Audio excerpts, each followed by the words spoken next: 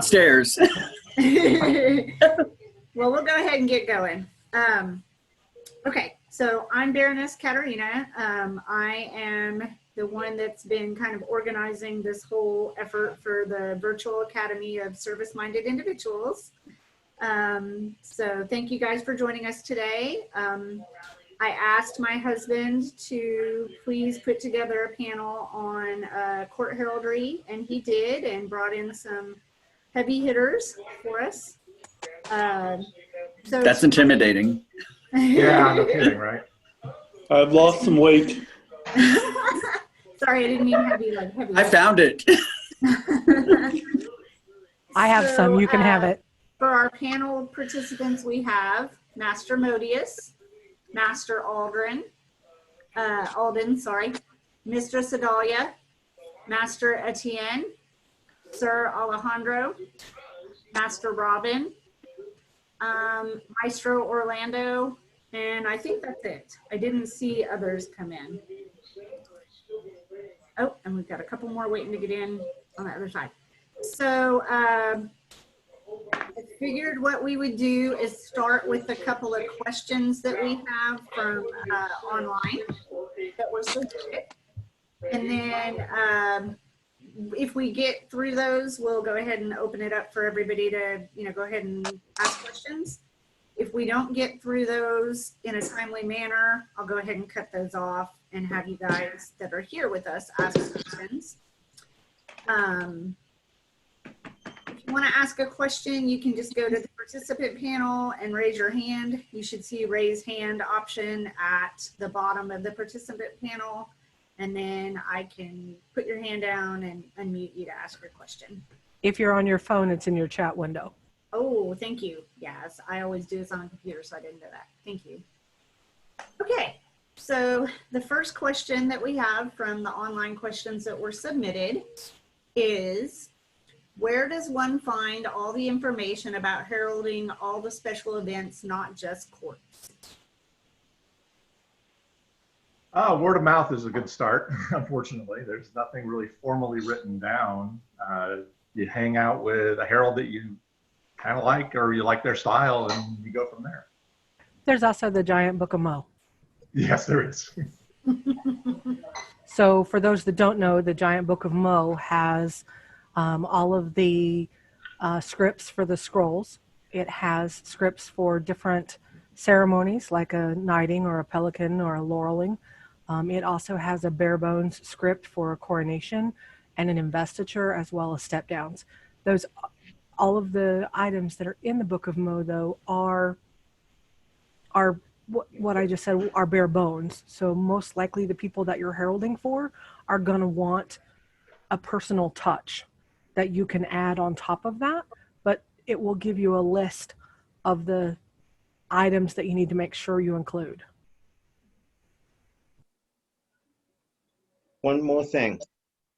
Do not assume you have found the answer. There is no answer to that question. One of the places you're going to find it is from the people you are heralding for.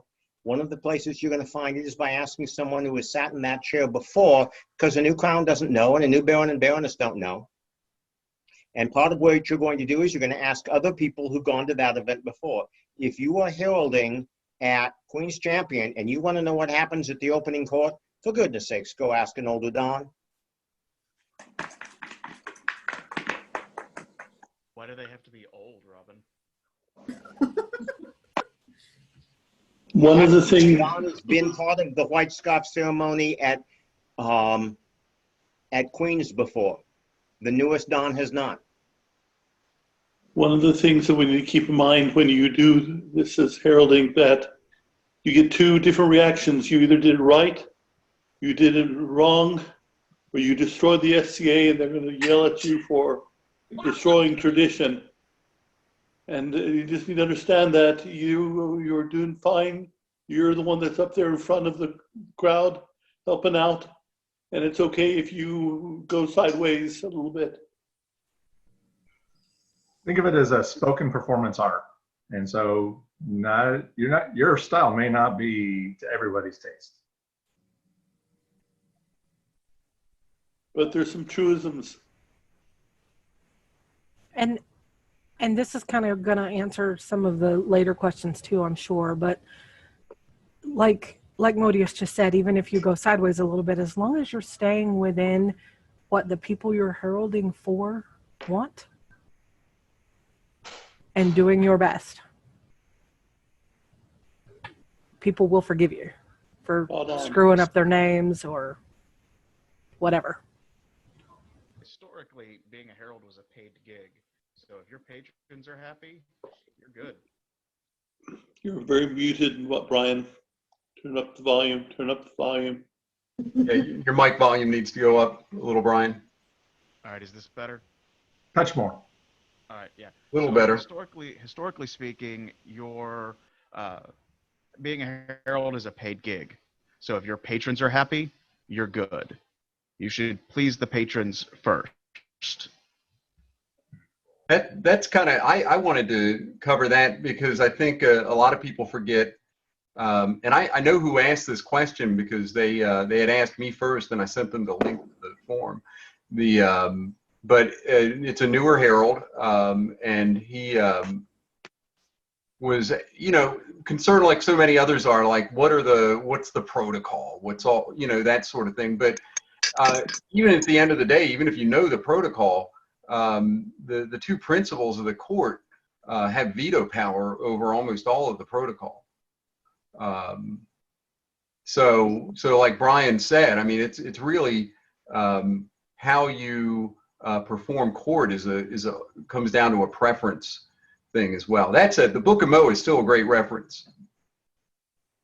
One thing is in terms of crown-wise, crowns can be very different. Miguel and Connell, Miguel has a very particular style that he wants, and this particular lanes that you need to stay in, versus Jason, who just wants to get the information out and have a good flowing time.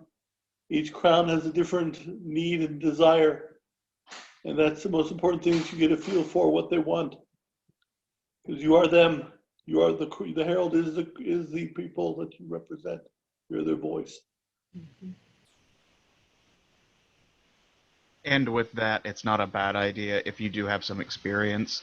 If you know that the crown is wanting to do something that's either going to go over poorly or go massively against tradition, you can gently bring that up to them with, your majesties or your excellencies, you want to do this, you should be aware that X. And they can still decide to go the other way. That's ultimately their decision. But being a good herald means being that resource for your patrons. It also means that you are their voice, not your own. So even if they are asking you to say something nice about somebody you don't like, you are their voice. It is their words, not your own. And that's important and difficult for a lot of new heralds to remember. It is also important and difficult for a lot of ruling nobles to remember. My first big mistake in court as a herald, the king called up the person I had accidentally insulted and apologized for his mistake in leaving them out of their proper precedence. Because that king understood that I'm not me, I'm his voice.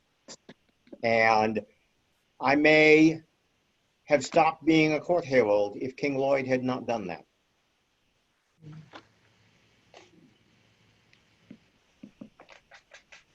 Okay. Anything else on the first question before we move on to the next one? Oh, there's a question. Beatrix? Here, I can unmute you. Yes, ma'am? Oh, wait, you're not. There you are. Thanks. My question is, people are talking about this Book of Mo. That's part of why I'm here, is to say, where do you find that? Do I just Google it, or is there a better way to find it? It's behind the thrones. It's in the box that the crown or the crown's herald carry with them. It is a useful resource only if the crown is there. If you're a local colonial herald and the crown isn't there, the Book of Mo is not there. What it is that Modius has compiled a huge list of all the ceremonies we need. He printed it up and it travels with the crown. It's an incredible resource, and that's where you find it, is that the crown has it. Or There's you also- If it contact, isn't there, stop looking for it. You don't have one. or contact me directly and I'll send you all the information you need. There you go. There's also one that travels with the PNP now as well. It's also a great example for what a local barony could produce for themselves. The kingdom does not have a book that says, barony, thou shalt do X. The baronies have a lot of discretion on their court. Okay. Ivo's got his hand up. Oh, sorry, Ivo. Where you at? I'm not seeing you. You're fine. He raised his I hand also- in the video, not on the participant chat, so you didn't see it. Gotcha. Yeah, I don't have the participant chat button for whatever reason. Just wanted to point out, if you are a freelance herald or someone who's studying heraldry with aspiring to get into it, it is a really good idea to keep documents on your person that you might find useful, award texts, ceremonies. I know Alejandro helped me with ceremony at one point, and I took the whole email he sent me and saved it to a Word document. I can access that on my phone. So, and that's saved to the phone, not on the web. So if I'm out in the middle of nowhere, I still have the text. Yeah, that's smart. And don't loan it out to people because it doesn't come back. Okay. So I'm going to go ahead and move us on to the second question. What is one thing that you do to prepare for court now that you wish you had known at your first court? For one thing is write it all down, even the stuff you know, so you don't have to search your memory. I have seen a herald open, this opens the court of His Majesty King. Oh, shit. Even if you know the king's name, have it written down on a piece of paper in front of you, and the entire phrasing of how you're going to open and how you're going to close. That is the most important aspect of the job. Opening and closing. Yeah, were you finished, Bodius? I didn't. Yeah. Oh, so just agreeing with Robin, I had when I was golden staff for Jason and Margarita, I had every ounce of the court pre-written out in my book, in Jason's book, and in Margarita's book, including the names, including their names. You know, Robin's right. It surprises me all the time. What doesn't surprise me as much anymore, but the first time I saw a herald forget the name of the crown that they were the voice for, I was like, what, really? It happens. You got a lot in your head. Words and names are not one of those things that should be a problem. You've got 99 problems. The name of your crown is not one of them. One of the things I do now that I wish I'd done my first time around was I take about 15, 20 minutes ahead of court. I lay out the awards in the order that me and the noble discussed, and then I also take the time to pull the awards out of the envelopes. That way I'm not fumbling with them up there, and I kind of keep that energy, that way I keep the gap between people shorter so that the noble can spend more time with those people and make their time more special. I like to take a minute and get, I'm sorry. Go ahead, you first. I like to take a minute and get the names off the back of the scrolls. Sometimes it's really hard to read them in the light of court. So if I can get them written down in script in ink that's bright, dark enough that I can see it with what light I have, so that if the nobles can't read the back of the scroll, I can give them something from my list. Let me take that one step further. If you can, if you have time, and if the scribe has not done this, which they've started doing more and more lately, fill out the court report form before court. You are an administrator as well as a creator of ambiance and a loudspeaker. get the administrative stuff done. It is so easy to scratch a name off if it didn't get given. Or you can add a note that it was read in court but not given. So when that goes to Zodiacus, they know to hold that back from putting it into the OP until they get word that it has been given. Yeah, depending on, like, I was blessed that Gabriel and Sonia were very organized. So I actually developed a system of tools to make filling out the court report super fast and automated.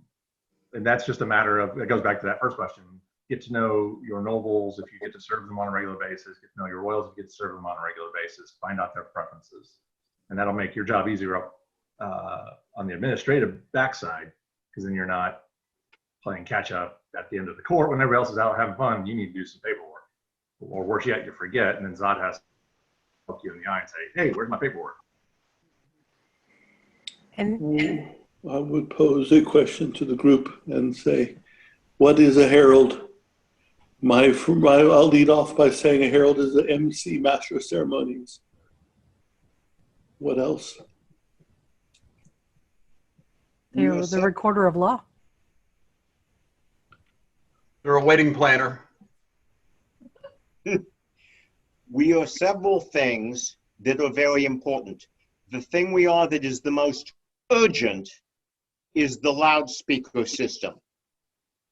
Your job is to be heard in the back of the hall, because that's where the person getting the next award is. And if you cannot be heard, then you want none of the other things you're trying to do are happening. Get loud.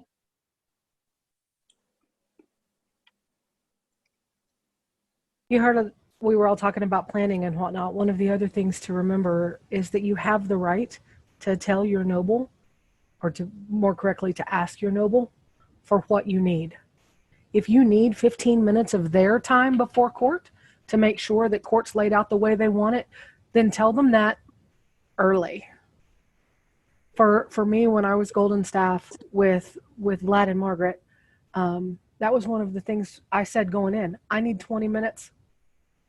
20 minutes before every single court, at every event, 20 minutes. I don't care if you're listening to me while you're getting dressed, I get 20 minutes. And I laid that out front so that they knew that I expected it, and they got to expecting it too. So they were more comfortable going into court. One more thing the herald is that you are the looking glass that is focusing this on the Middle Ages and the Renaissance. You are standing next to some guy from Oklahoma or Texas wearing a dress. Your job is to turn that into a gracious king who is rewarding his leal subjects.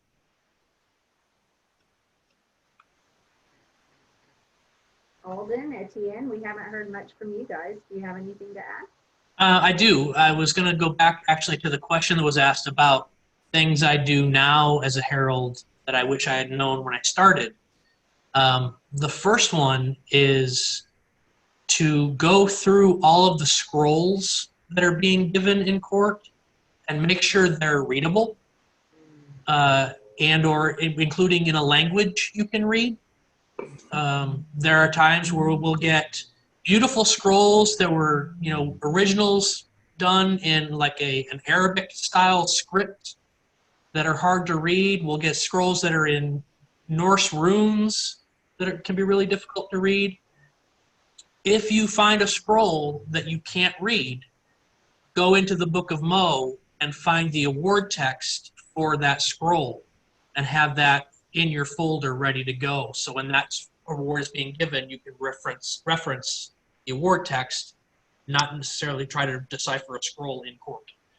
And if you're a local herald, the scroll texts tend to be also on the heraldry website for Ansteorra. Yep. So worst case, if you can't go to the Book of Mo and you still got some internet connection, hop over there, pull one of them down.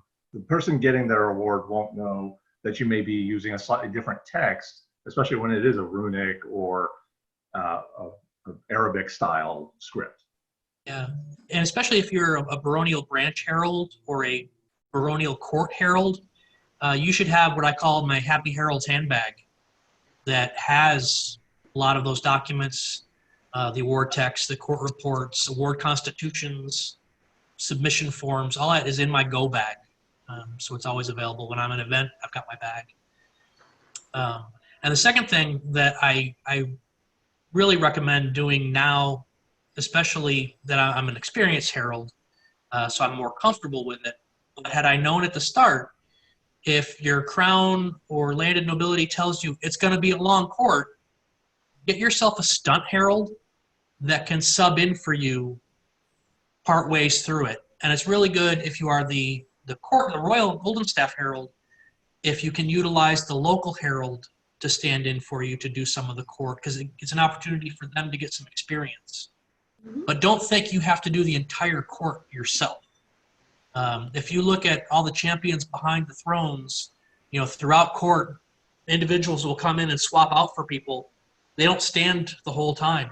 The herald often stands the entire court. And if you're in a 4-hour court, that's a long time standing. And you can take a break. Just be on hand to support your stand-in, your stunt herald, and make sure you hydrate. Mm-hmm.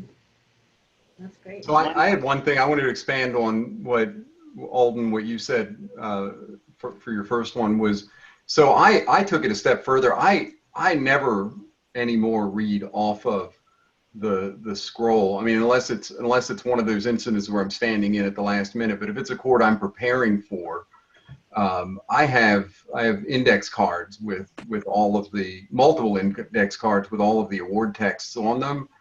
And I simply pencil in the names and then organize them for my court, because I find that you know, you never know. You can look at a scroll and you think you could read it and you can't, or you know, the flow of the award works better that you hand the scroll off to the crown and then start reading it. Mm-hmm. So I've gotten into the habit. I don't depend on the physical scroll at all. It stays behind the thrones, and the head of entourage or whoever is handling that sort of thing will hand up the scrolls, and I just read off of text that I prepared in my book. So one of the things that we've been talking about awards, but before the award is given in court, we need to pre-prep the crown. So you need to make sure even though you've gone through the order of court with the crown before court, you need to go through with the crown and say, like for example, you whisper in, Orlando's getting a sable thistle. And then they're prepared for saying the blah, blah stuff that'll make Orlando feel good about his path and his journey. Because these awards that people are getting will make or break it for their time in the society. It's something they strive for, they desire for, and they hope for. And they wish it to be really special. So having the crown be prepared to say the right words to support Orlando's journey to a sable thistle. And so you also, as Brian does well, you pre-turn a phrase. So for the gilded lily, Orlando, who's holder of the sable thistle of Ansteorra, for the field of gilding, vivat. Key before court. See, I have the opposite thought, because if I want to get court done real quick, I'll just hold it the entire time and tell the crown, I've got to go, we're done. That's Brian for you. So this is That Etienne. explains some really weird courts I've seen you. Yeah. You're welcome. That explains a lot. Thank you. So this is Etienne. I'll jump in on that point because I can't resist that since Brian brought that up. I will say that in my particular case, the P before court was a necessity because about 6 years ago, I got diagnosed with bladder cancer. So I had a finite amount of time that I could herald in a court. So I had to be aware of my own restrictions, my own limitations, and plan around that. Kat asked earlier if I had anything to contribute up to this point, and I mean, really, this panel has covered so much of it. The two things I would say really are reinforcement, maybe more than new, and those would be, you're there to do a job, understand what the job is and what needs to be done. You are the master of ceremony. You're keeping things on track and on schedule. You're making things happen in the order that the crown or noble wants them to happen. And you are making sure that the crowd is involved, that they can hear, that they're not just sitting in the back and hearing murmur, murmur, murmur, and occasionally they applaud for something and, oh, that had 2 vivats. I don't know what it was, but it was a grant level. Keeping them involved is part of why they're there. It's part of the person receiving the award getting their due recognition. So learn to do the job. Noise in the background. So learn to do the job, but then beyond doing the job, you can get into style. And the analogy I like to use is, if you are learning to do the making of ceramics, you learn to make plates, you learn to make cups and mugs. And some of them are going to blow up in the kiln. Some of them are not going to set right. Some of them are not going to glaze right, but you learn to make the thing. Over time, you will learn how to be stylistically everything that your noble wants you to be, but you can't do that on day one for most people. So I would want people to set the expectations around what you can do it well, and then learn to go beyond that. I've seen heralds that have tried to be witty as Lucchese, as attention controlling as Modius. And I point that out because Modius can take control of a crowd, and where if they were going sideways, he can rein them back in. Not everyone can do that on day one as a herald, but learn to do the job. Building up, because the phrase in the question is frequently said, great herald. Building up to be that comes with time. Learn to do the core of the job, and you've got the foundation to build on to do the things you need to do. The second thing I was going to toss in was this, and Alden mentioned it and several other people mentioned it. I personally subscribe to the idea that I don't ever want to do a court that I do not have a backup herald standing with me. Now, part of that was driven by the bladder cancer scenario that happened. Part of that was driven by, there have been times where my voice would give out, and so I needed to make sure that it was covered. But more important to me was, that may be the only time that a local herald or an up-and-coming herald gets the chance to actually be involved in a court and actually maybe read a text or a charter or call up a group for announcement like the Sable Shields before they're called on to do it themselves. Practice helps. And if you can bring people in to help you while you're doing it, you're setting the path for other people to follow in your footsteps. So I encourage people to always have a backup with them. That's my personal style, and that would be one thing I would contribute or suggest. So when it comes to reading the scroll text, I will throw it to the group and say, what's your approach in terms of reading the scroll? Keeping in mind energy and keeping in mind the flow of court. Brian? Modius, are you asking about tempo or cadence or what? All of that. Okay. Brian does it similar to the way I do it. That is, I read the first couple of words and then I build up to for the table thistle of Ansteorra. Everyone's going to cheer and clap. And you either read the words quietly, finish it off, or you hand off the scroll and finish the words off. And then say, for Lord so-and-so, who's holder of the blah, blah, vivat. Yeah, for me, it's about emphasizing the right words. You want to start it off strong. Pray let all know that we, Sven and Christiana, and you put a little emphasis on the crown's name. In the do by this our charter award unto, that's kind of filler. It's legal text, but the crowd doesn't care about it. You want to emphasize the name, the field, if it's like a thistle or a talon, and emphasize really hit big on the whatever the award is. So the Sable Thistle, all of that. After that, all the this is so done and given on a barony of Namron on the whatever day of whatever. That's all. If you've ever done debate, that's all spreading for me. It's get that information out as quietly and as quickly as possible because everyone else is clapping. But I very clearly went to the Modius school of heralding. I did too. And while I the other agree thing with most of that, I also slow down towards the end so that the clapping is ending as I am saying the king and queen's name again to reiterate that this crown is giving this award. Exactly. Absolutely, Adalia. One of the interesting pieces of advice I got that lets me abbreviate it a little bit is that by the act of the crown doing it, that's what makes law. As I recall, it was Master Robin who mentioned that to me a while back. So sometimes when we have a potential 4-hour court, I will, with my crown's recognition, short circuit the date part because it's already done. It's a fact. The crown did it. We've announced the name. Some things, by their virtue, can be minimized to keep the court flowing so people stay interested and stay at court.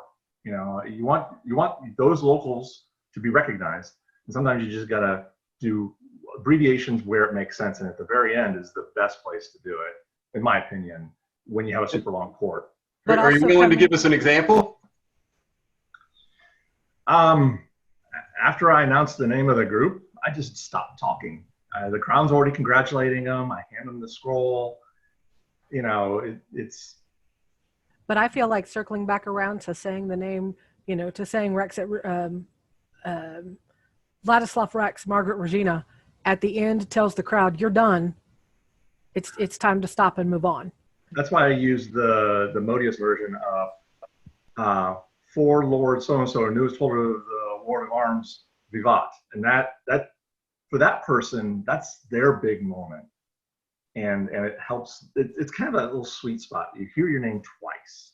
So that, for me, that's what I'll reemphasize. The crown's already doing an awesome thing.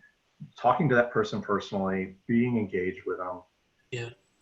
And that's especially good for when it's a rank change, because typically when they get called into court for first time, they are John Smith. But then it's for Lord John Smith, Vivat. For Lord. When they get to hear that next rank up, you know, make it big for them. For the Honorable Lord, even if they have a knighthood, if they're getting an award that's a Iris Merit or a Star Merit for Honorable Lord Alden Drake, Vivat. You emphasize the award from my perspective that you're getting. You are fine with it. Especially, it's always funny when the AOA is given out to a white scarf for a fighter who's a knight. Call Sir Simon in for an award of arms. For Lord Simon. Or a 4-time crown like Aaron McGregor when he got his AOA. One of the things that Vlad and Maggie did differently, and we talked about this before we went to their first court, when we would call someone in, I would call someone in for them, and they would start talking. Instead of saying, "And so we have these words," they would often say things like, "And for that, you deserve a sable thistle." And that was my cue to talk. The crown gave the thistle, not the herald. I was telling the crowd what the crown had done, but the crown gave the award. And so the people got to hear that the award was coming from Vlad or from Margaret and not me.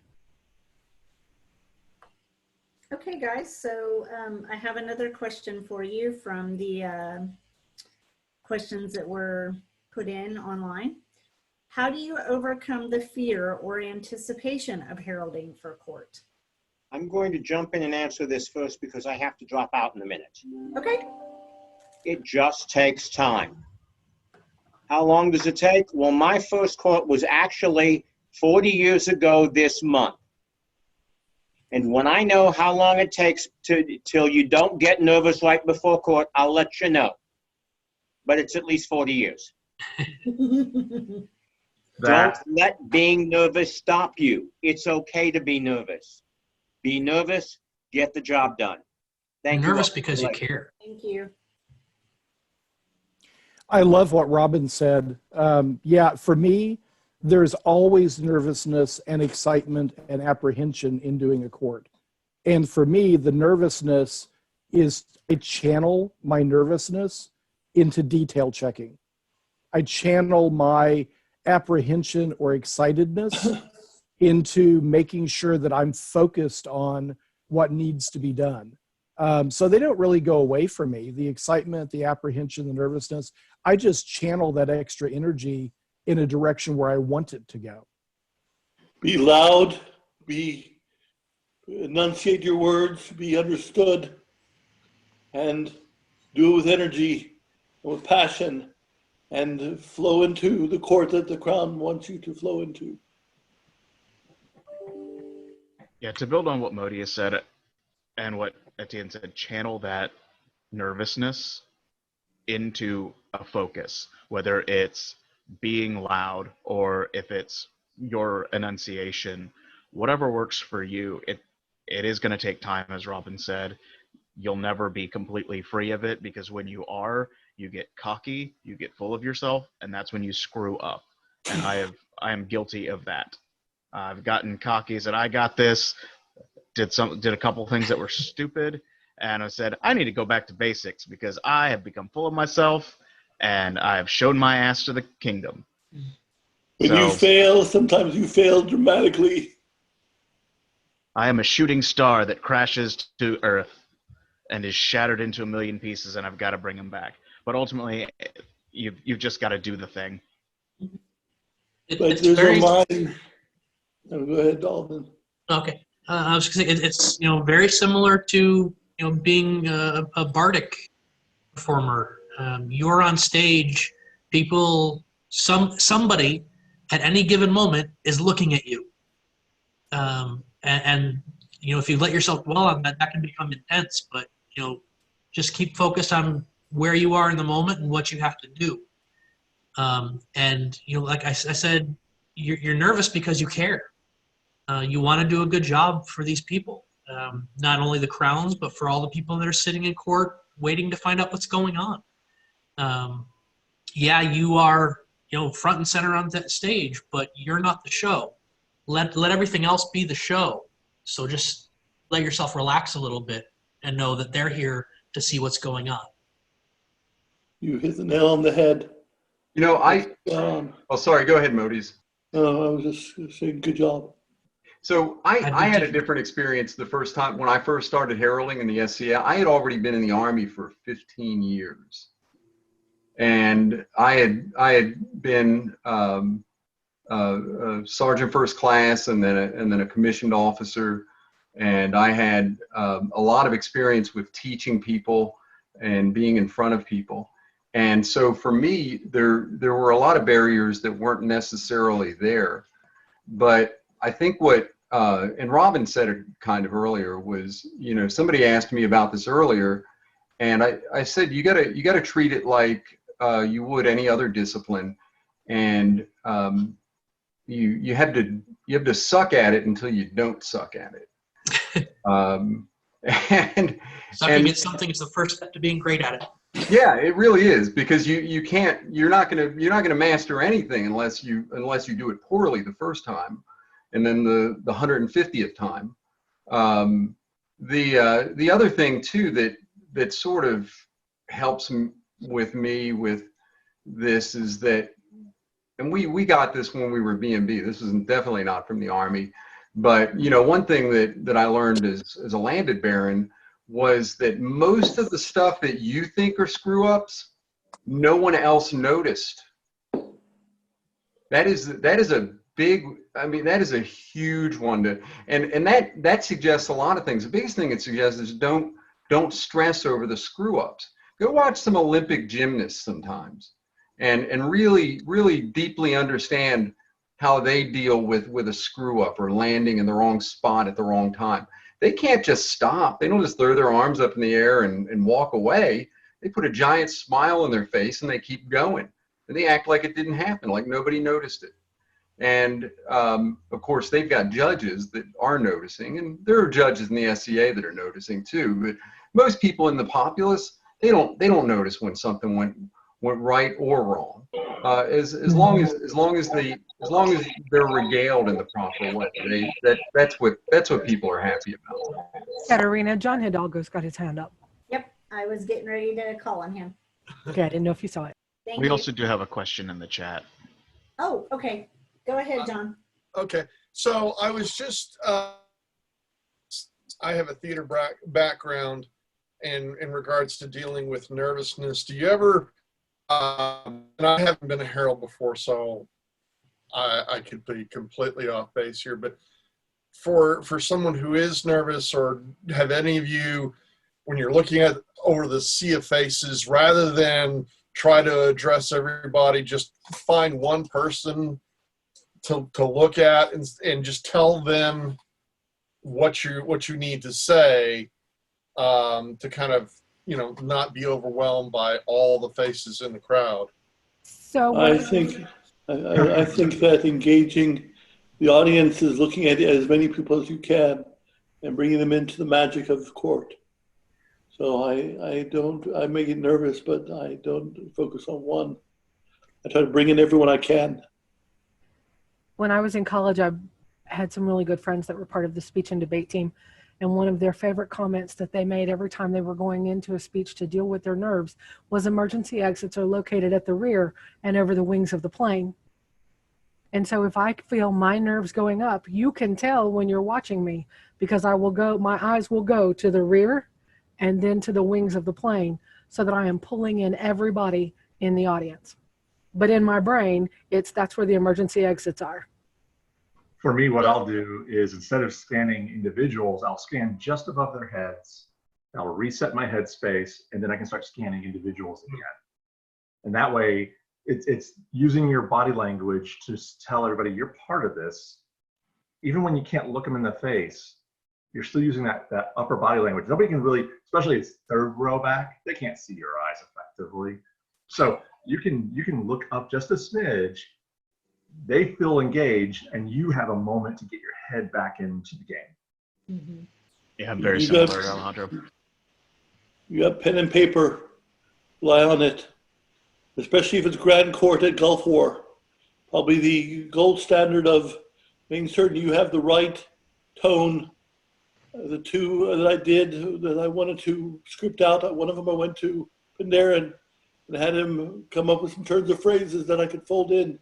The other one is I wanted to make certain I would be insulting as possible to the crowns and accept them as their tribute, their new entry into Ansteorra.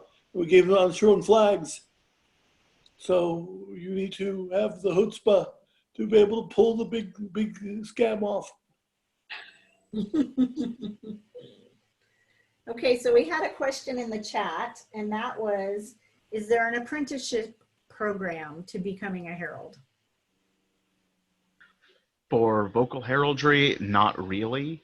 And this is something that some of the people in the College of Heralds are discussing about how to bring in vocal heraldry more into the College of Heraldry and create some sort of mentorship program where we can all grow in our different fields. But as of right now, it's find a herald that you like and ask them. Modius can probably tell you when a 14-year-old Brian said, "I like what you do. Can you teach me?" And he immediately said, "Get away from me, you child. Talk to me when you're 18. I don't do kids. That's probably a good thing, Eric. And I will also say that if there's not an experienced court herald that you know or that you're comfortable with, come find me. I'll sit and chat with you. I'll tell you everything I know. And I will do my best to get you in front of people if that's what you want. Find the herald that you want to be like and learn to do their style. That's why there's certain stylistics in this kingdom. Brian and myself and Alejandro and myself are cut from similar cloths. Alden has similar cloth because we came up together and we did courts together, and we led the courts as bardic performances. I'm a small B herald bard. Brian is a big B, and so is Alden a big B herald bard, where they can do the turn of phrases. They're magical. I have to write mine down, but that's what we go for. When the crowd goes, woo, that was a cool turn of phrase. Okay, guys, so we only have about 10 minutes left. So I want to go ahead and open it up to the people that are here with us and see if you guys have any questions, any topics we haven't talked about that you want to ask about.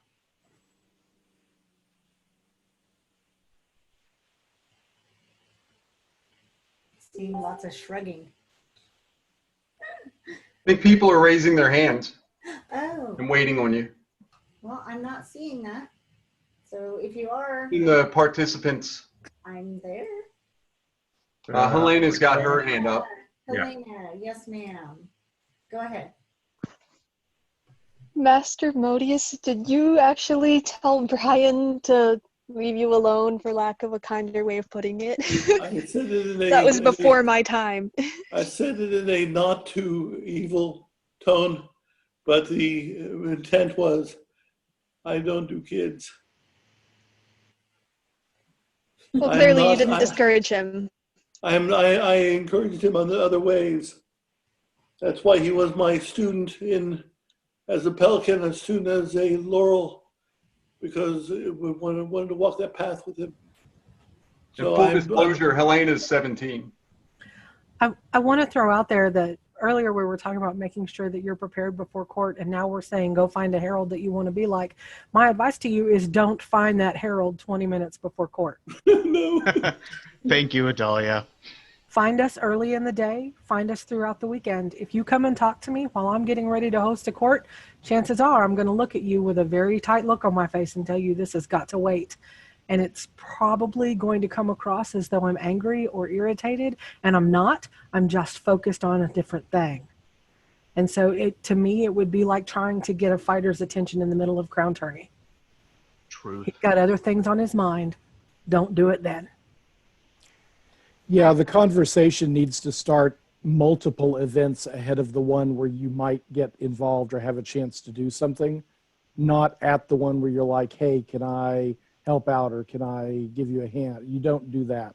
You're wanting to have conversations with people when they have time to sit down and have the conversation with you and walk you through stuff.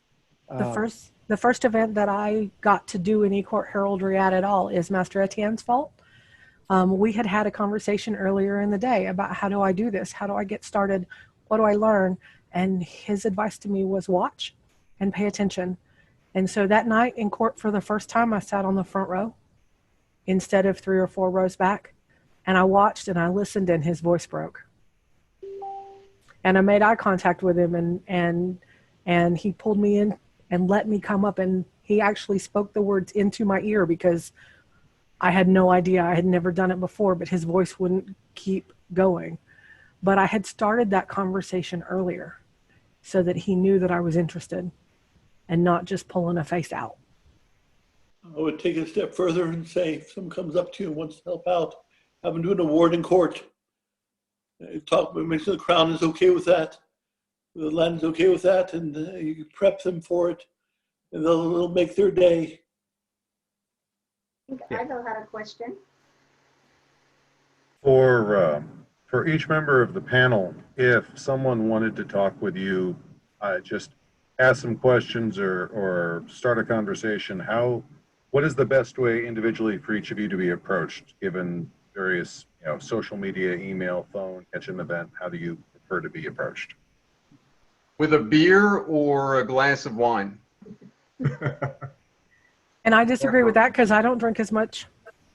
So for me, if you don't want to wait for an event, hit me on Facebook.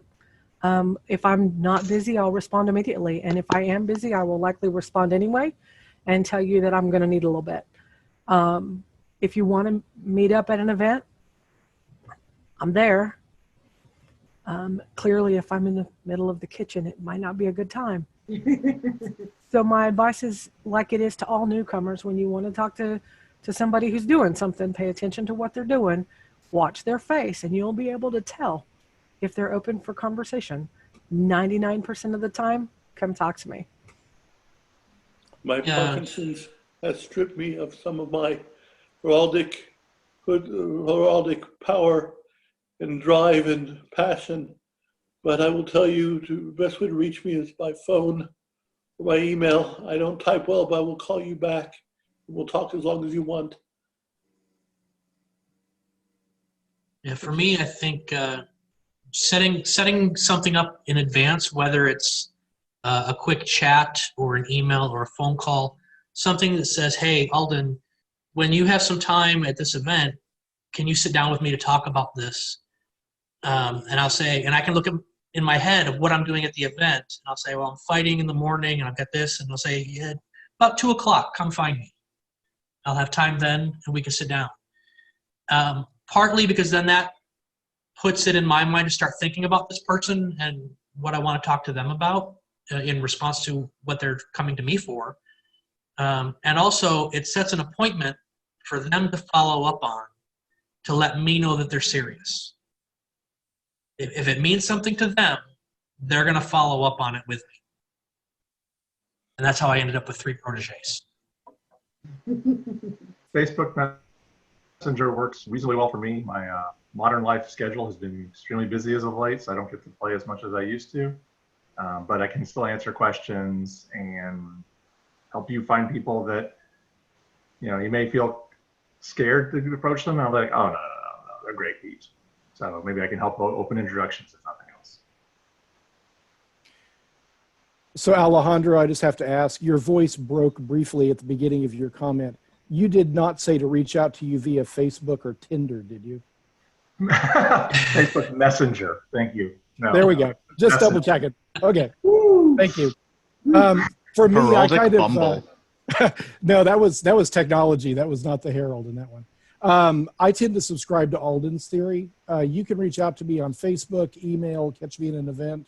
I typically will want to talk to you face to face and sit down and actually have a conversation. So I'll want to carve out time where it's appropriate. But to just initiate or schedule the appointment, any of the methods you can get a hold of me will work. Messenger on Facebook typically does not work for me. I'm in Messenger about 3 times a year. So.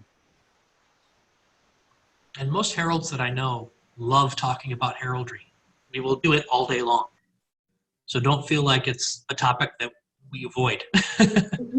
Wait, heralds that like to talk? What? Right. I wanted to mention 2 final concepts. One of them is managing the crowd, walking into the crowd and silencing the back of the hall. How you do that in a subtle or not so subtle fashion is not insulting is key. People get in the habit of talking the back of court. And the other thing is prepping the crowd to step into the crowd to build up energy. You match, I recommend you step into the crowd to give this award or to make your announcement.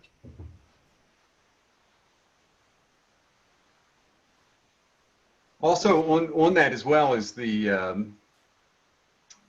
I don't know the exact term for it, but the play-by-play.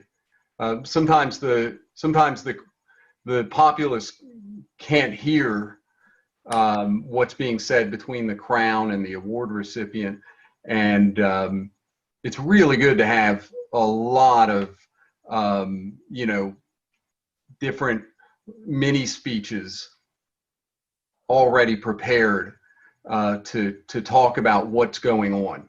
Give an example. You know, yeah, to keep the populace engaged. You know, not all crowns are going to project out to the populace when they're speaking. Give us an example.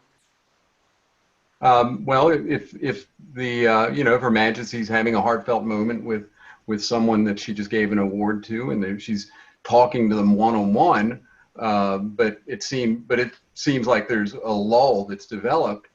You can often say the crown is giving her personal thanks to Lord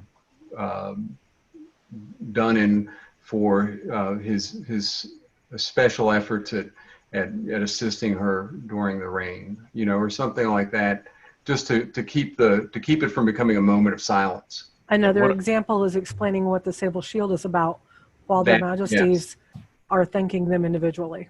Or one of the things I would do with newcomers for this last reign was whatever the token was, I'd let a couple get given out and then explain what the token is and how we were all once at our first event and these people should be welcomed into the dream.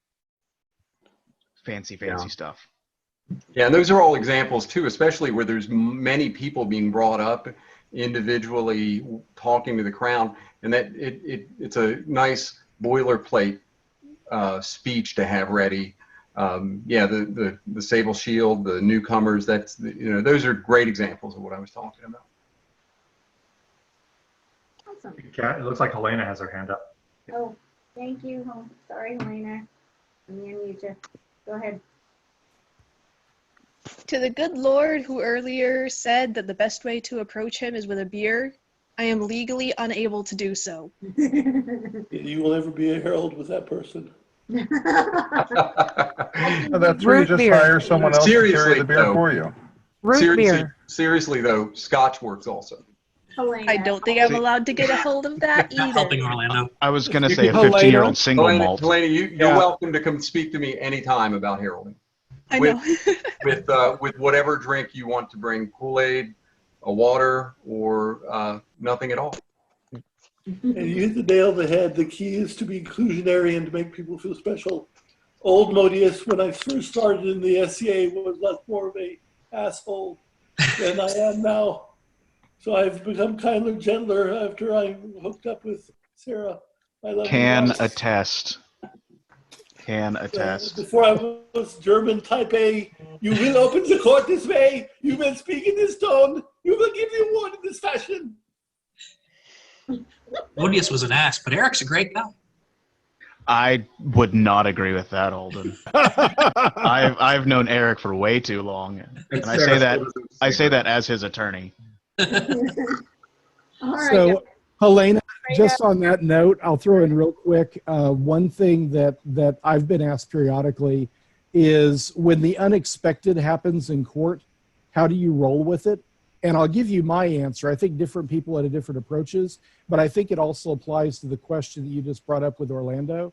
So if you talk to fighters about how they prep to get ready to do combat, they'll talk about fighter practice. They'll talk about how, between fighter practices or between tournaments, in their mind, they're going back through the fights that they've done. And if they'd leaned this way, or if they'd swung that way, or if they'd been looking at a different angle, they would have seen the slot better. And because they're exercising their brain to go through what will happen someday, so they'll be there. I spend time thinking through heraldic courts. What happens if this happens? What do I do if that happens? How do I react to this? Master Lucchese, rest in peace, Master Lucchese could come up with a witty phrase at the drop of a hat on any moment. I can't do that. But sometimes people say, hey, Etienne, sometimes you drop out this witty phrase. Where did it come from? Oh, that was mental exercise number 237 when I thought about what do I do when this scenario comes up. I changed 2 words and just went with it. I've got the muscle memory, or in this case, the vocal memory of the things I've thought of as scenarios. And so if you go through that exercise of what would I do if people are called into court and this happens or that happens, and you think through it, you've at least got a starting point for how to handle it if it actually happens. So in your case, how would you extemporize or impromptu deal with the fact that you can't bring Orlando his beverage of choice, but he likes scotch? I would show up at Orlando's encampment and go, Orlando, I want to talk to you. Here's some scotch. And I would hand him a roll of scotch tape. I would bring in a Scotch persona and bring him in this. You bring the right Scott to camp, you may not get invited back again. Is scotch tape period? Butterscotch works too. No, but duct tape is. No, so since we're at the end of this, I would ask the heralds here, what is the last final thought you want to impart to the panel? To the people that attended, what's your final thought? Heraldry is fun, but it is also a responsibility. be willing to make mistakes. It's okay. Just and do better next time. Have a heraldry persona. You're not necessarily the same person when you step up there to court. You need to get into the role. And if that means watching other heralds or having an archetype outside of the SCA even that you base that on, but you need to get into your heraldry role when you get up there. I think before you maybe cut your teeth as a court herald, there are other opportunities available for vocal heraldry as well, that you can start small, being somebody's personal processional herald, or then being a list herald and heralding the field, calling out the pairings. It gives you opportunities on a smaller scale to get that practice in and to develop your persona and learn projection and getting comfortable in your shoes. And like Adalia mentioned earlier, sit on the front row for several courts, watch what you are going to try to step in and do, and observe it not just as an audience member who's happy for those people who are receiving their awards, but look at the mechanics of how the court is working and get a feel for how you would do that. That way, when you get into it, you've at least got some legs to stand on because you have an idea of what's really going on, not just the vocal part, but the mechanics and the administrative part as well. I would just add, it's not magic, it's not mystical. We all started somewhere. You can start anywhere you want. Come up and ask. Most of us are happy to help. I know Alden is not, because he's a rude person. Paul, you're a jerk. Piss off. And the reason why we can get away with saying that to each other is because we've all come up together, bounced ideas off of each other, worked together. It is kind of a loose confederation of a community, but we're all willing to help. I've gotten to know Alejandro so much better because we've worked on heraldry stuff together. We've talked about court heraldry stuff, and it really is a lot of fun. If you want to get in this, please just ask one or many of us. Yeah, I was Golden Staff Herald when Alejandro was Zodiacus, so he and I were always talking at that point, going back and forth with court reports. I want to get into heraldry, but I don't live anywhere near anywhere that hosts courts. Probably the closest one to you is Orlando. I blame Orlando. Orlando, I hate you. My apologies. I don't know what I did. And I would end with the final I don't know what you did. That is an Amber Alert. Yeah, I that would was on somebody's phone. I would say go big or go home. It was mine. So, Helena, I do have a suggestion, a legitimate suggestion for you. When there's an event that's usually held annually in Ansteorra called the Ansteorra Heraldic and Scribal Symposium. It is an event for heralds and scribes primarily to hold classes in those various arts. And at any time, you can talk to a class coordinator for that event, or even for King's College, and say, I'm looking for a class on court heralding, particularly one that can give me some practice at it. There have been court heraldry classes that have held mock courts that people are given turns to be the court herald and do things like open court, give an award, close court, and learn those processes firsthand through some practical experience. So don't be afraid to reach out to class coordinators and say, hey, I'm looking for this class, and you find a teacher for it. And because a lot of times those coordinators are dying to get classes. And if they know that there's interest in this, they'll go out and find a teacher and get you two connected. So I'm your class coordinator for King's College. Holler at me if you want it. We also have a really interesting opportunity right now, since we can't have physical events. You're in a place that's nowhere close to anywhere holding court anytime soon, and most of us are. But there are some groups that are hosting virtual events, virtual things. I'm working with somebody tomorrow night because they are going to be heralding for a virtual court. So see if there's someone relatively close to you-ish that is thinking about having one of those events. Look at your local populace meetings. If you can try to, start heralding there, do a pseudo semi-court for a populace meeting or an officers meeting, something like that, even if it's virtually. Yeah, that's all. Also, you can practice opening and closing court on Yeah, your own. Orlando actually did make his cadets do that like once a week. I do. Courtiers should be able to speak for the crown at any moment. Yep. So. Lady Adalia, are you? About 2 minutes over, so I don't want to, make anybody stay that might have had other plans for the evening. But I do want to thank everybody so much, especially our panel guests. You guys were amazing, and I really appreciate you coming out and talking with everybody. If people want to stay on and talk some more, we can, but if people want to go, it is 10 after 8, and I know that, other people probably have things going on in the evening. So thank you for being a part of the Virtual Academy of Service-Minded Individuals. We are planning lots of more classes. If there's classes you want to see that you don't see, let me know, and I'll do my best to get them scheduled.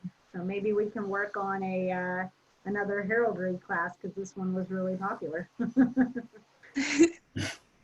Lady Adalia, are you on Facebook under the same name? I will find you. And I will contact you. Uh-oh. This is because you have a very specific set of skills yes. that you've acquired over a very long career. Helena, you should be able to find her on Facebook under her name, under Adalia. I believe it may be her alias name and not her primary, or I've got that reversed, but you should be able to search it and find her. The only name out there. It's Adalia, but on There- Facebook it's Von Derberg instead of Von Dam.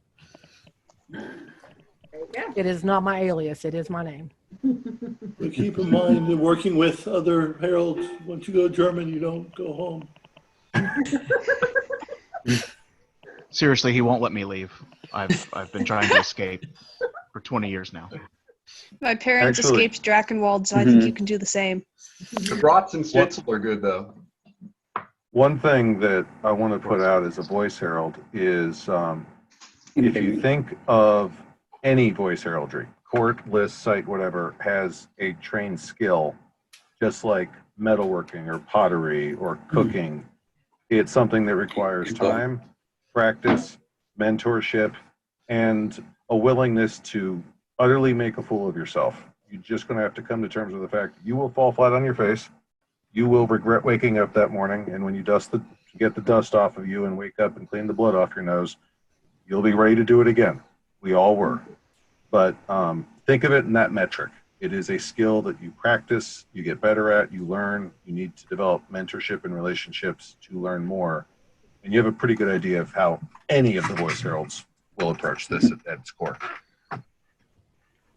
One thing I'd like to bring up, I don't even know if y'all can hear me. Yeah, we can hear you. I can't even hear I'm going myself. to drop off, everybody.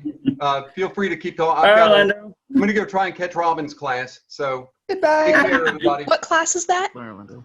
Honor in the 16th Italian honor century. in the 16th century, I think. Oh, yeah, in the Rapier Virtual Academy. It's in the Rapier Virtual Academy. Oh, yes. So Have it's not fun. the heraldry class, but I thought I'd catch it real quick. So Yeah. Well, We Take care, go from everybody. too many The MOD SCA thing. activities a night to nothing, to now too many virtual activities a night. exactly. Have a good night, guys. Hey, at least we have Good stuff night. to do. Yeah. Good night, Lord Orlando. Not Orlando. Honestly, being in quarantine, despite the fact that I am sad that in-person events can't take place, this is the most events or classes or anything I've ever been to. It has opened It's letting Yeah. me be able to actually do stuff in the society. That's awesome. I didn't have that before. very much. Interrupted you. What were you trying to say? Do it, who? Huh? Me? Yeah. Yay. Oh. Yeah. Okay. What was it? Oh yeah, mistakes. Because everybody knows I obsess over mistakes. I got my master's degree in mistakes, but a lot of times, most of the mistakes that you're going to make are minor And when you make them, nobody's paying attention to you anyway. They're paying attention to the two people sitting next to you. So if you make a mistake, you keep going. Unless, it's something like you accidentally say something really horrible about the crown right in front of them or something like that. But I don't think anybody's done that so far. Even Or me, taking the wrong book into a procession. Yeah. I don't know anything about that. And having A big key is so far. herald Unlike all of punch you me. good people, I am here to destroy some precedents. So we were at Battlemore, and it was almost our turn to go. We didn't have any business, but we were in Great Court at Battlemore, and my hat blew off the back of my head, and I could not find my hat. And for some reason, my brain came to a complete and total stop. I could not herald my king and my prince into court without a hat on my head. It was inappropriate, and it was just not going to happen. So I'm in a panic trying to get my hat. It's not our turn yet. The couple in front of us is going, it's their turn. They're all talking, the crowd's all hoorahing and whatnot. And about the time I give up on hunting for the hat, and I say, as quietly as a herald possibly can, which isn't very, on the side of a mountain, I drop the F-bomb. As the entire assembly had hushed for it to be our turn. Perfect. And so you do exactly what you've learned, what I learned to do in the Bardic Circle. You take a deep breath and you keep going. So I took a deep breath. I looked at the king. I opened the book and we processed. And when I got to the front, I threw my herald's tabard over my shoulder and I took a knee and I apologized for my mistake to make sure that their majesties knew that that was not my crown that had made that mistake, but that it was me. And then I put my tabard back on and got right back to business. That is the most embarrassing moment of my time as a herald. I have called my crown the wrong name because I heralded for Lachlan and Michelle, or Lachlan and Gwen, and I heralded for Lachlan and Gwen, and I heralded for Lachlan and Gwen, and suddenly I had to herald for Lachlan and Michelle.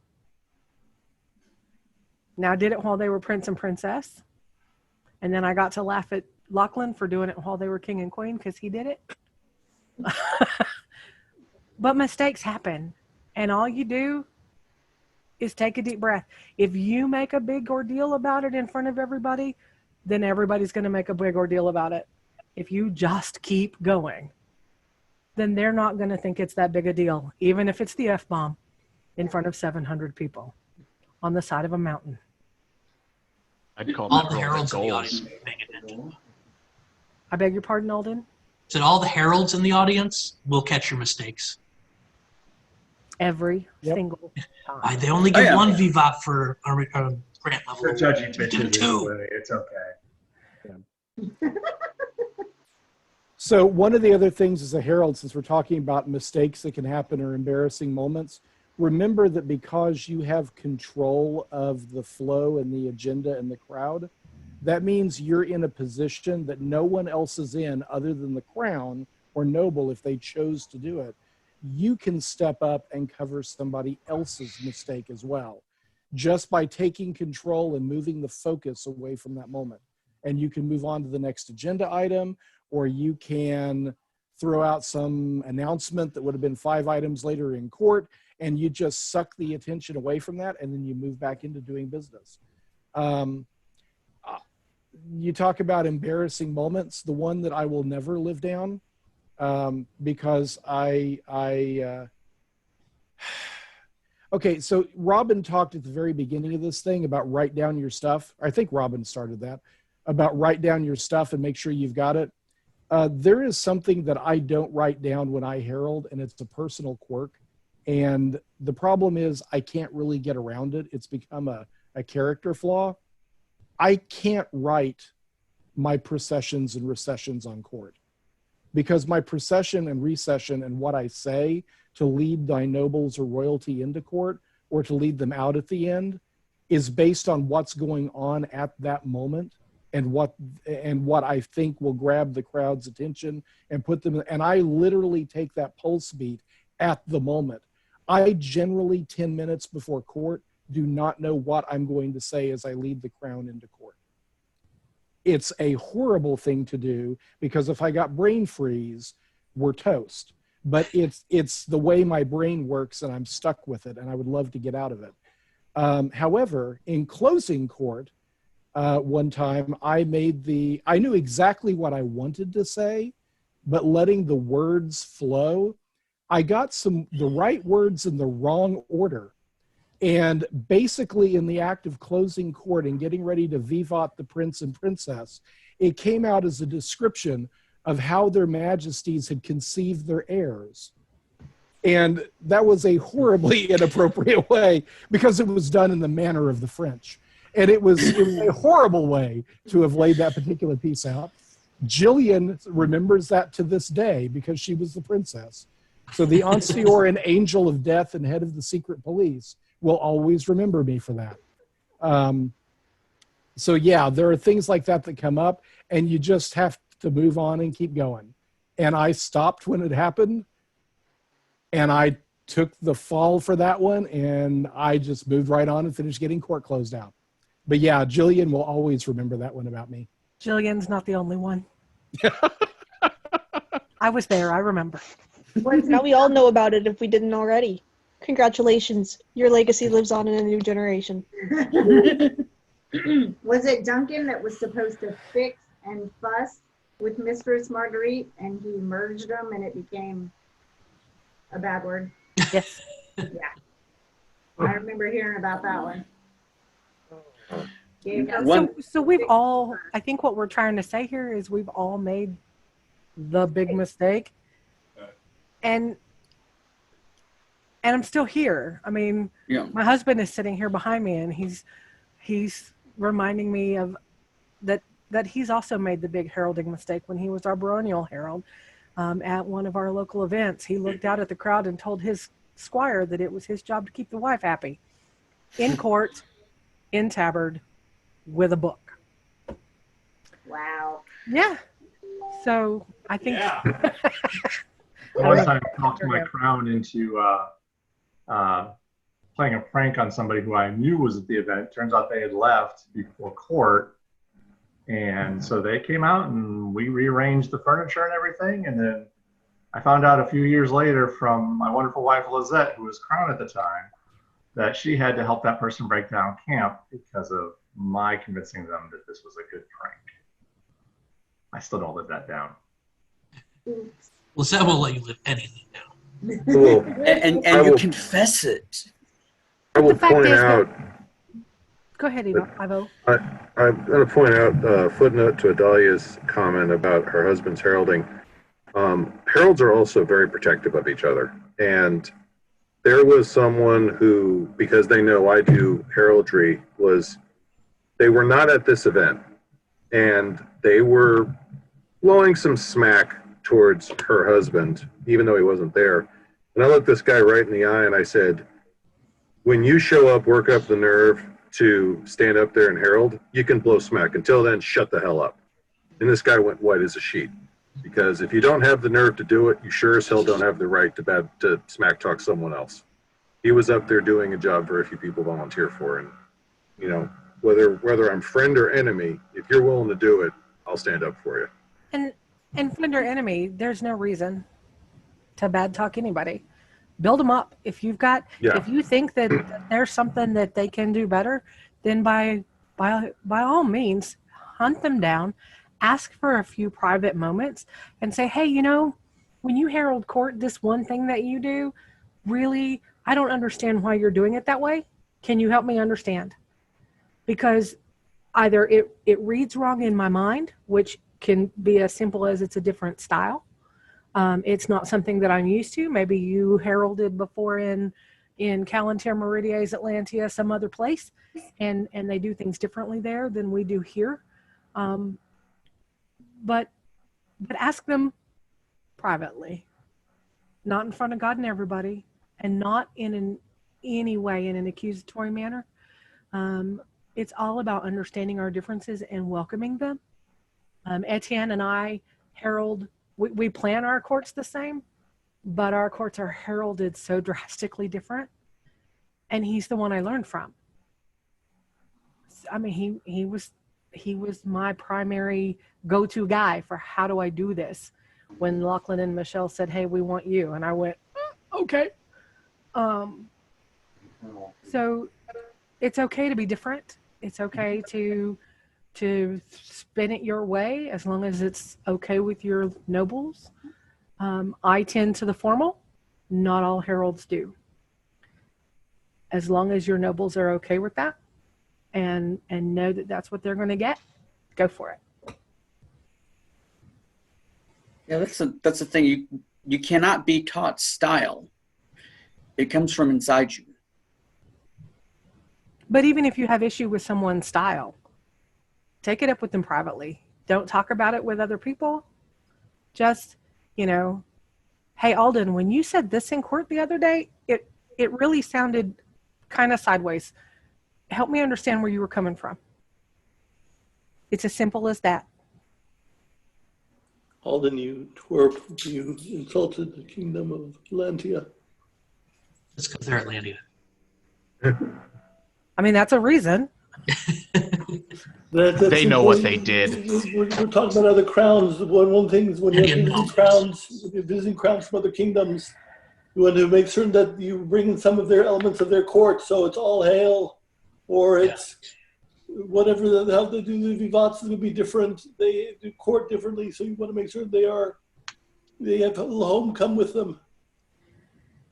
One of my proudest moments was I was heralding for the lock into the I think it was the 30th year procession. All the nobility was being seated with the crown, and we had William and Ansteorra, who were I think on their 17th reign of Glenavon at that point in time. And I came in and heralded in front of their stellar majesties Ansteorra and the crown of the river valley lands of Glenavon, because I knew they were there, and I looked up some of their terminology, and it was kind of just a blow off for me.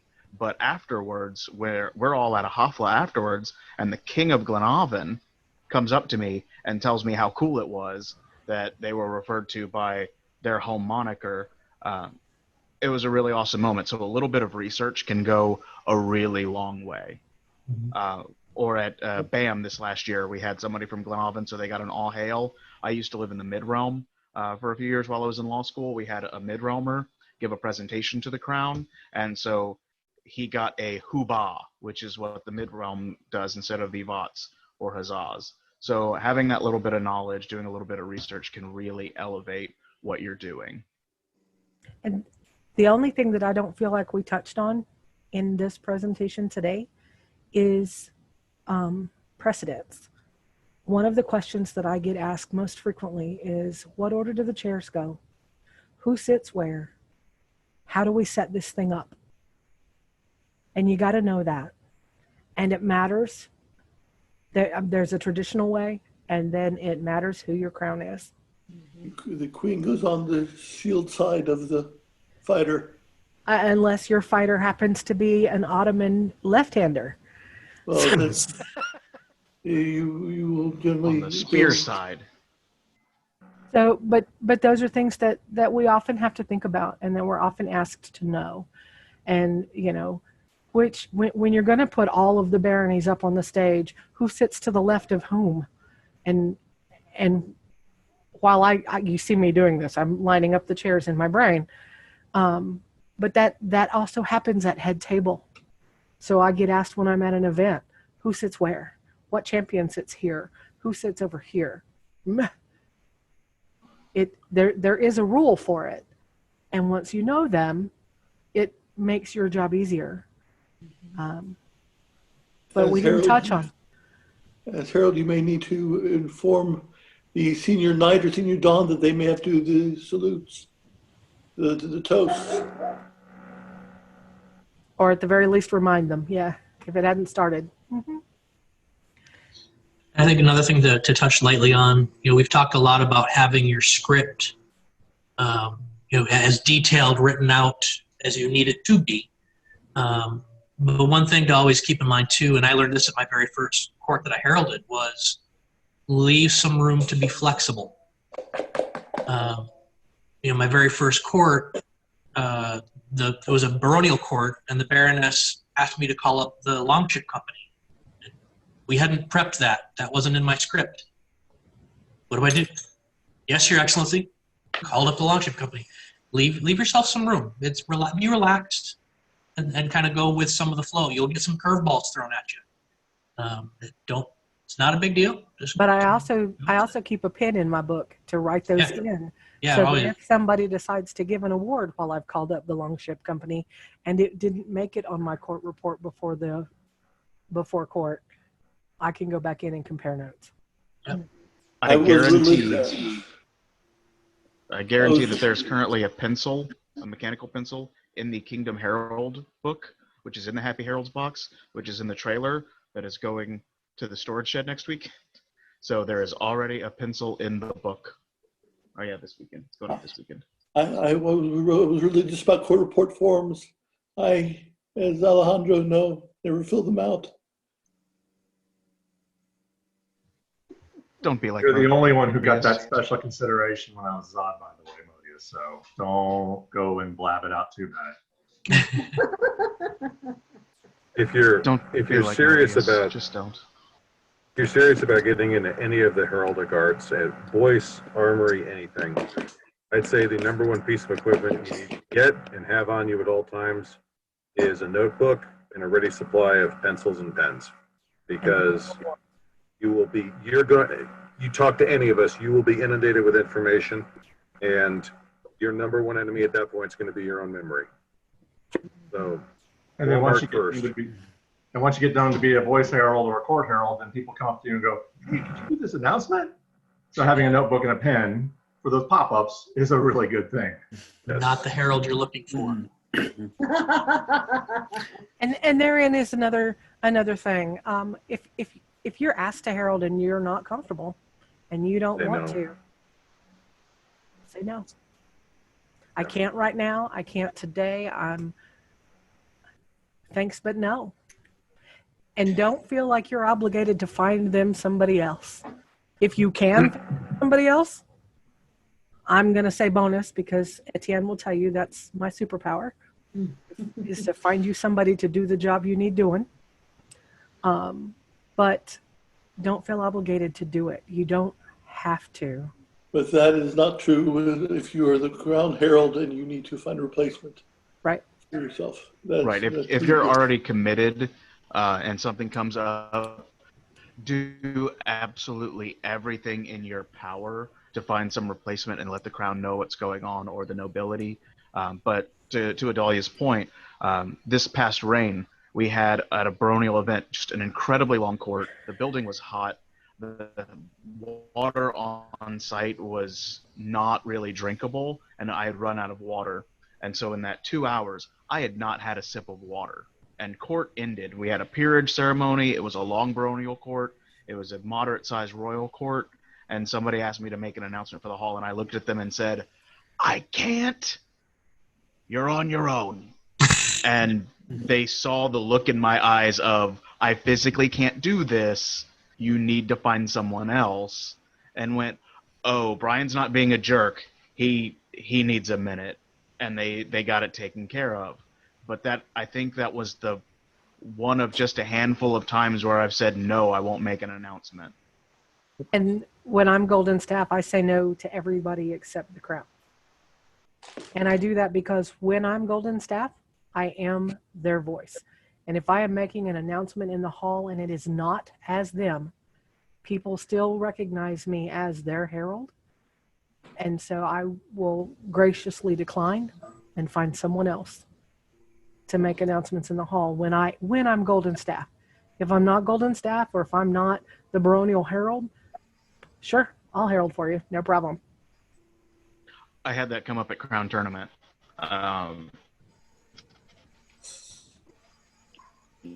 Olsted and Ebby asked me to herald for them, and I love him. I've heralded for Olsted and Ebby so many times. And they said, "Oh, Brian, you're going to come herald for us." I said, "No, Your Grace, I'm working." I had the royal tabard on. Like, nope, I am at work. You need to find something else. So one thing we also have not mentioned yet, and Brian's comment brings that up, when you are in a herald's role for someone and you are wearing their tabard, during the time you are wearing the tabard, you will always be recognized as their voice and acting on their behalf. If you need to do something personal, remove the tabard, because now you're speaking as you, not speaking as them. Just from personal experience, I will tell you that wearing the tabard and ending up in a conversation that requires you to have a boffer fight with the queen of another realm is a diplomatic incident waiting to happen. Don't go there. So make sure that when you're being you, take the tabard off. But when you're being them or doing anything for them, and for that matter, prepping criticals acting on their behalf, wear the tabard. It makes it easier for people to find you if they've got announcements or business that they want to ask, if it can be included, and you can pass it on to the crown and get approval or not. But always be sensitive about when you've got the tabard on, because you will always be considered to be speaking for them. Yeah, like if you're wearing their tabard and get called into somebody else's court, don't kneel before another crown in the royal tabard. Yeah, do not kneel in the royal tabard before somebody else. Our crown is sovereign. They are not subject to who called you into court. Kind of a footnote on the wearing someone else's heraldry. When I was leading site heraldry at Gulf Wars, I was in charge of overall site heraldry. All of the heralds were asked to be sponsored by various peers from their respective kingdoms, and Robin of Gilwell, one of the panelists from earlier, he sponsored me, so I was wearing his tabard with his badge on it, not his arms, but that's neither here nor there. And I was doing an announcement in Glenavon in the middle of the day in Merchants Row. So there's probably people from every state in the United States there, and we're 200 miles from Ansteorra territory. And this huge guy, I'm 6'2", and this guy had 6 inches on me, comes charging up to me going, "Who are you wearing the mustache tabard?" And I like, "I'm Ivo." And he goes, "Why are you wearing that tabard?" And I go, Robin of Gilwell is my sponsor." And he goes, "Oh, tell him I said hi. We went to Rice University together." And then he walks off. So 200 miles from Ansteorra territory, and the tabard was recognized. Of course, the other fun side of that I like to have with my nobility, especially sometimes the royalty, is if I'm wearing the tabard, I am their voice. So if you don't like anything I've said, remember, I am the voice of His Excellency Lochsoyer, Crag von Bergen. So see if you can create incidents for your nobility, if they're okay with it. That needs to be filed under advanced shenanigans. Is that Yes. Crag von Bergen the winner of the Forged in Fire? That is TV's Crag von Bergen. I have a question, because my family watches Forged in Fire too. I have heard tell that Ben Abbott is a Scadian in Caid. He's a laurel out in Caid. They were right. Which one's Ben Abbott? He's one of the judges on the latest beard, series. mustache, brown hair. And the 30s, Baron of 40s. The Baron of Lochsoyer is the winner of Forged in Fire. Or Wow. am I mixing up which Ben Abbott? Am I mixing up which Caidi and Laurel? Well, I'm done. No. I'm putting on my wine shirt. I'm gone. Yeah, guys, I think I'm ready to get out of here too. So Same here. thank you so much. I appreciate you and staying a little bit longer to keep talking, and have a good rest. Farewell. Of the evening. It's good to see you all. You too. Is it you? Yes. Everyone stay safe. Bye, everybody. All right. Good night. One.